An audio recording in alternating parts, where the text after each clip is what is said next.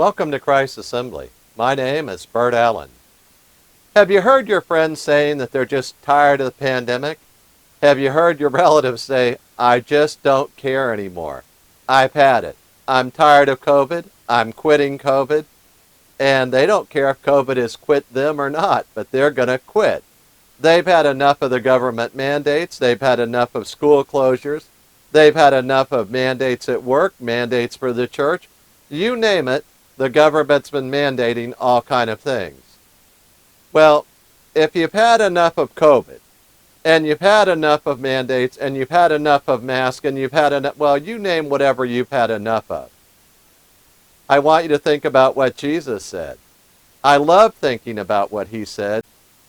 As we get fed up with COVID, it's always nice to think about what Jesus would have us do.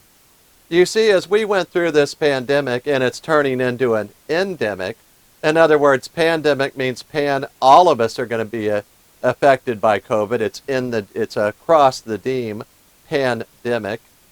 It's going to become endemic in the deme, in the people, so it's not going away from what some experts say. Of course, we don't know what the experts are always saying. We don't even know if what they're saying is right. We do know what the government has told us, and the government's told us a lot of conflicting information over the course of the pandemic. Jesus never gives you conflicting information. He never gives it wrong. He's never relying upon the latest scientific study to tell you what to do. He always knows. Well, what did he tell us to do? And what are we supposed to be like? If you reach the end of your rope with COVID, if you're tired and just fed up with the whole thing, I really invite you to listen to these words from Matthew 28. Jesus said, "Come to me, all who are weary and heavy laden, and I will give you rest." Jesus makes this call to come to him today. Come to Jesus. He offers a series of commands. He offers them to us and says, I command you. Of course, we're human beings and we can turn down those commands and say, no, I don't want to come to Jesus. But he's still offering you. He says, come to me. Command number 1 that we're going to look at about how do you get through the COVID? How do you get through the pandemic? And what happens if a worse variant comes? Or what happens if it becomes an endemic? That it's here to stay and it's not getting any better. How do we handle all that? Well, here's how. Jesus said, number 1, come to me. Okay, well, what'll happen if I come to you? All who are weary and heavy laden. You know, I've met people that are so sick and tired of COVID. They're so sick and tired of those mandates and those regulations and all that stuff. They've just had it up to here and beyond, and they're done. They just want no more of it. Well, if you're weary, if you're heavy laden, in other words, you're weighted down with a cargo load, he said, I promise I'll give you rest. So as you're struggling to get through the pandemic, think about what Jesus said.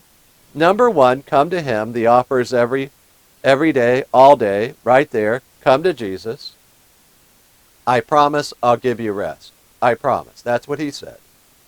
So, command number 1, how to get through the pandemic? Listen to Jesus. He says, come to him. Command number 2, verse 29. Take my yoke upon you and learn from me, for I am gentle and humble in heart, and you will find rest for your souls.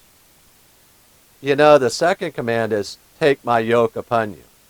Have you ever seen those big wooden collars that they put around the horse or an oxen, most often a donkey, oxen, some kind of animal that's going to pull a plow, and they yoke the two animals together so that where they go, one goes, the other goes, they walk in lockstep, and they're yoked together with a heavy yoke that keeps one animal right next to the other.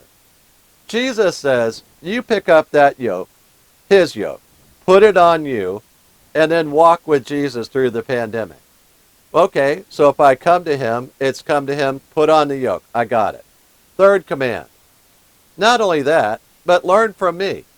Learn from me how to walk through a pandemic. This is not the first pandemic for Jesus. This is not the last pandemic as far as we know. It could get worse, it could change, it could mutate. Who knows? Different variants. But Jesus knows. Jesus knows all about this. He knows about every part of the pandemic. He knows what an endemic is. They pose no worries, no issues for Jesus. We need to learn from Jesus how we get through it, how we do that spiritually. But remember, he said, I'm never going to command you to do things you can't do. Every time I give you a command like, come to me, I promise I'll give you the power to do that. So when he says with the next command, take my yoke upon you and learn from me, promise of power again, I promise that you can do that by my power. I'll give you supernatural power to take my yoke. I'll give you supernatural power to learn from me. And he says, here's why you really ought to do that. Okay, I'm all ears. Why should I do that? He said, for I am gentle and humble in heart. You know, we have a lot of people running around in government today that are trying to flex their political muscles. And they're trying to pass mandates and issue mandates and try to get it through the Supreme Court. And some they'll get through and have gotten through, and others it doesn't look like the mandate's even going to pass constitutional muster. But here's the thing. Jesus says, I'm the one that can get you through this.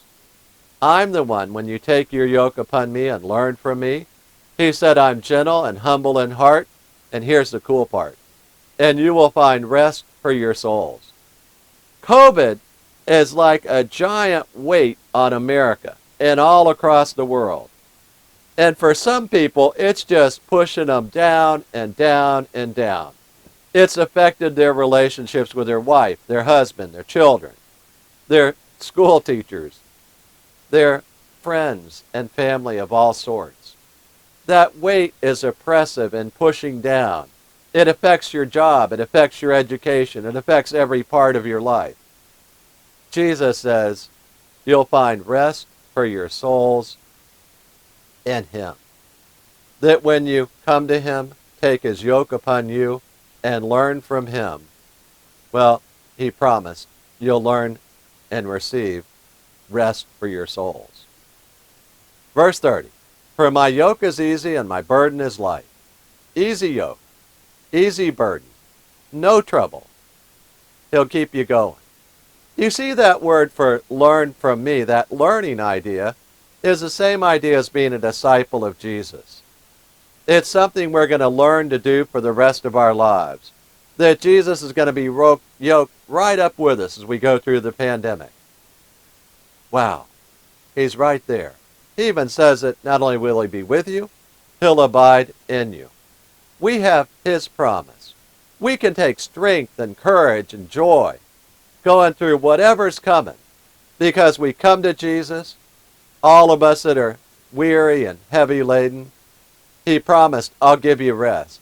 As we take his yoke upon us and learn from him, he said, I'm gentle and humble in heart, and you'll find rest for your souls. Soul rest. Not just temporary happiness, but a real soul rest that goes, I know God in the flesh, Jesus Christ. I know that he loves me. I know I'm yoked up to him. He teaches me every day how to get through this. I learn from him all the time. I know his yoke is easy. I know his burden is light. I know things are good when I'm with Jesus. Let's pray. Father, I'd pray for everybody that they would hear your Son calling to them, saying, come to me. I'd pray that they would take his yoke upon them, and that they would learn from him, and that they would find that rest for their souls that he promised. Lord Jesus, we thank you that your burden is easy and your yoke is easy and your burden is light. Thank you, Lord, for loving us and taking care of us. Father, may we trust you and your Son and the Holy Spirit to get us through the pandemic. It's in the name of the Lord Jesus that we pray. Amen. Well, as soon as I finished shooting the video, my wife, who has a PhD in biochemistry and molecular biology, looked at me and said, Bert, you kind of need to get the words right here. that when you talk about the pandemic, remember that pandemic is an adjective. And we should be cautious and careful about saying the endemic. The virus will become endemic in the sense that it's here to stay and part of the population. It's not going away. Pandemics may come, pandemics may go. But Bert, she's trying to make the point, help me understand. Pandemic is an adjective, and you're treating it like a noun, and endemic is an adjective too, and you're treating it like a noun. But you got to remember what I'm talking about. I'm talking about the way I hear the word used all the time in news cycles and among my friends, that they talk about the pandemic. And in that sense, the virus is coming and staying. It won't be going away from what the experts tell us. It'll be part of our life for a long time, potentially. Maybe not, but there's a chance it will become endemic. But if we can call it the pandemic, I'm going to refer it to as the endemic. But for all the grammarians, biochemists, molecular biologists, I got the message. Thank you very much. If you want to leave a comment below and have some fun with it, go right ahead, even if it's at my expense. I enjoy these things. Hallelujah, and praise the Lord Jesus Christ. Before I close the video, I'd like to share with you 4 verses about eternal life. I often ask people this simple question: why should Jesus let you into heaven? And the answer to that question surprises many people because it comes from the Bible and it's simple and it's clear. Most folks, when they hear that question, they tell me, well, I've been good, or tried to do more good than bad, or I tried hard, or I've done a lot of nice things, and I hope God will let me into heaven. They somehow think if their good works outweigh their bad works, that God will let them in. But God says, actually, I'll let people into heaven because of a free gift. But the story from Jesus starts with 4 verses, and I'm going to read them one at a time. Romans 3:23 says, "For all have sinned and fall short of the glory of God." Romans 3:23. You see, for every person who lives today on earth in human flesh, we've all sinned. Every one of us. We've all told a lie. We've all done or said something that made somebody else angry, and we were doing it out of anger ourselves. We've all done things to hurt other people at one time or another.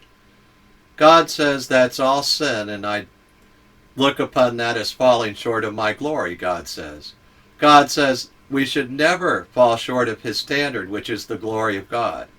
Well, is it serious that we've sinned? Should I be worried about that? Everybody sinned. Why should I worry?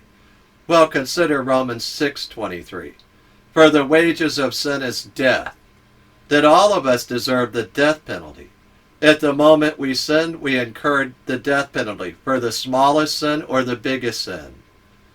I'm happy that Romans 6:23 continues and says, but the free gift of God is eternal life in Christ Jesus our Lord. You see, if you've been listening carefully and thinking about what the Bible says, so far we've learned that we're all sinners, we all fall short of the glory of God, and we all deserve the death penalty. This doesn't sound like good news until you read the last part of that last verse. It says that God has a free gift for all of us. It's in Christ Jesus our Lord, and it's eternal life. The free gift of eternal life that only Jesus Christ can give you. He said he's the way, the truth, and the life. No one comes to the Father but through him. Why would God offer us this great gift if we're all sinners? Well, Romans 5:8 tells us. It says, but God demonstrates his own love toward us, in that while we were yet sinners, Christ died for us. He died for us. He died in our place. God loves sinners like you and like me. He died in my place and in your place. He paid the death penalty for me. I often illustrate the free gift like this. That I have this old Nissan truck. It has 285,000 miles on it. It's not that great a truck. It sits at the beach every day. But I illustrate the point this way. I hold up the keys to my truck and I say, I'm going to make you a symbolic gift of my truck. But until you take the keys out of my hand, it's not your truck yet. Well, let me tell you what I mean. A lot of people have been going to church for years. They know all about Jesus. They can quote verses about Jesus. But they know in their heart that they're not quite right with God. And there's never been a day in their life where they've been born again and they know it. You see, they're just staring at the keys in God's hand, and He's offering you the free gift today of saying, reach out by faith and receive that free gift and take it into your heart today. Receive the free gift. Okay, how do we do that? Well, Romans 10:9 tells us how to do that. It says that if you confess with your mouth Jesus is Lord and believe in your heart that God raised Him from the dead, you will be saved. And He means saved from the death penalty, eternal destruction. So we can receive that free gift right now by faith, and we can pray a prayer together. I urge you to pray with me. I'm going to pray it right now. Lord Jesus, I thank you that you love me. I confess that I am a sinner and I fall short of the glory of God. I confess too that I deserve the wages of sin, which is death. But Lord, you offer me the free gift of eternal life in Christ Jesus our Lord. I accept that free gift right now. I believe that you love me and that God died on the cross for me, that Jesus Christ is God, and He died on the cross for me. You paid the death penalty for me, Lord Jesus. Thank you so much. I confess with my mouth Jesus is Lord, and I believe in my heart that God raised Him from the dead. I repent of my sins, and I accept that free gift, Lord. Thank you so much that you have forgiven me. In your name I pray. Amen.